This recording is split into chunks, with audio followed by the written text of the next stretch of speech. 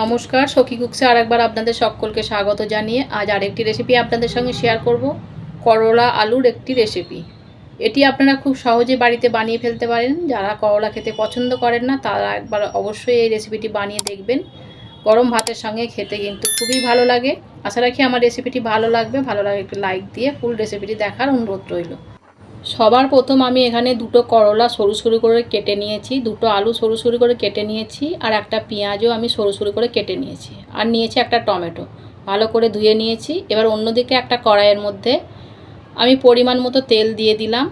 এবার এই তেলটাকে বেশ ভালো করে গরম করে নেব। এই দেখুন তেলটা বেশ ভালো মতো গরম হয়ে গেছে। এবার কেটে রাখা পেঁয়াজটা আমি এর মধ্যে দিয়ে দিলাম। খুব বেশি লাল করে ভাজবো না, আমি হালকা করে ভেজে নেব।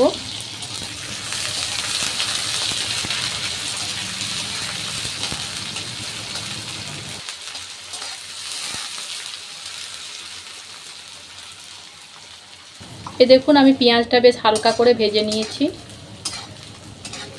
এবার আমি এর মধ্যে দিয়ে দেব কেটে রাখা করলাগুলো। পেঁয়াজের সঙ্গে করলাটা এবার বেশ ভালো করে নাড়াচাড়া করে মিশিয়ে নেব।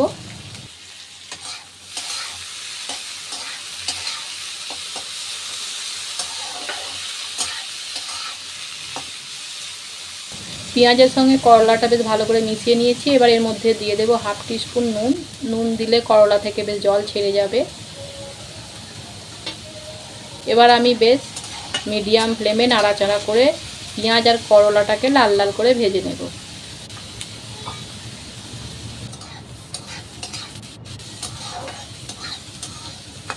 এই দেখুন বেশ আমি লাল লাল করে করলা আর পেঁয়াজটাকে ভেজে নিয়েছি। এর থেকে বেশি আর ভাজবো না, তাহলে একেবারেই তেঁতোটা চলে যাবে। এবার এর মধ্যে দিয়ে দেব কেটে রাখা আলু আর কেটে রাখা টমেটোটা দিয়ে এবার ভালো করে আবার মিশিয়ে নেব।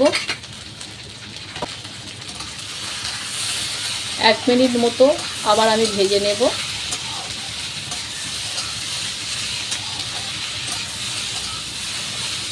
এই দেখুন আমি বেশ 1 মিনিট মতো নাড়াচাড়া করে ভেজে নিয়েছি। এবার একে একে এর মধ্যে মশলা অ্যাড করে দেব। তার জন্য সবার প্রথম দিয়ে দিলাম হাফ টিস্পুন লঙ্কা গুঁড়ো, হাফ টিস্পুন হলুদ গুঁড়ো, আর দিয়ে দিলাম হাফ টিস্পুন জিরে গুঁড়ো, আর দিয়ে দিলাম হাফ টিস্পুন নুন। আমি করলা ভাজার সময়ও নুন দিয়ে দিয়েছিলাম, সেই জন্য নুনের পরিমাণটা আপনারা আন্দাজ করে দিয়ে দেবেন। এবার এই সমস্ত মশলার সাথে করলা আলু টমেটোটা বেশ ভালো করে কষিয়ে নেব 2 মিনিট ধরে।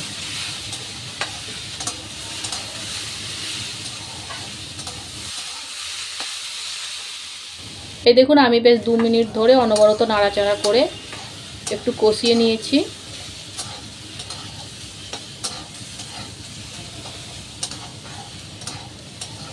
এবার আমি এর মধ্যে দিয়ে দেব পরিমাণ মতো জল। আমি এখানে 2 কাপ মতো জল দিয়ে দিলাম, খুব বেশি জল দেব না, যেহেতু আমরা করলার তরকারিটা একটু শুকনো শুকনো করে বানাবো, সেই জন্য জলের পরিমাণটা আপনারা একটু বুঝে দেবেন। এবার আমি এটাকে ঢাকা দিয়ে 4 থেকে 5 মিনিট মিডিয়াম ফ্লেমে করলা আলুটাকে সেদ্ধ করে নেব। আমি 5 মিনিট পর ফিরে এলাম। এই দেখুন বন্ধুরা, করলা থেকে বেশ জলটা একেবারে শুকিয়ে গেছে। এবার আমি হাই ফ্লেমে অনবরত নাড়াচাড়া করে বেশ শুকনো শুকনো করে বানিয়ে নেব।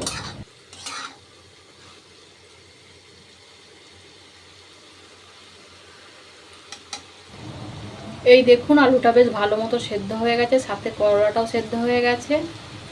এবার আমি গ্যাসের ফ্লেমটাকে জোরে করে বেশ ভালো করে নাড়াচাড়া করে শুকনো শুকনো করে বানিয়ে নেব। আমার এই করলার রেসিপিটি যদি আপনাদের ভালো লেগে থাকে তাহলে অবশ্যই এটি লাইক করবেন, আর আমার চ্যানেলে আরও নতুন নতুন রেসিপি দেখতে হলে চ্যানেলটিকে সাবস্ক্রাইব করে আপনারা আমার পাশে থাকবেন। আমার এখানেই তৈরি হয়ে গেল করলা আলুর তরকারি। এই দেখুন বেশ শুকনো শুকনো করে বানিয়ে নিয়েছি। এবার গ্যাসের ফ্লেমটাকে আমি বন্ধ করে দেব, দিয়ে একটা প্লেটের মধ্যে আমি নামিয়ে নেব। আপনারা যারা করলা খেতে পছন্দ করেন না তারা অবশ্যই একবার এই রেসিপিটি ট্রাই করবেন।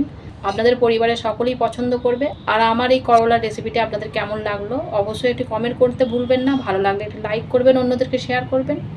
আবার আপনাদের সঙ্গে দেখা হচ্ছে অন্য আরেকটি নতুন রেসিপির সাথে। ধন্যবাদ।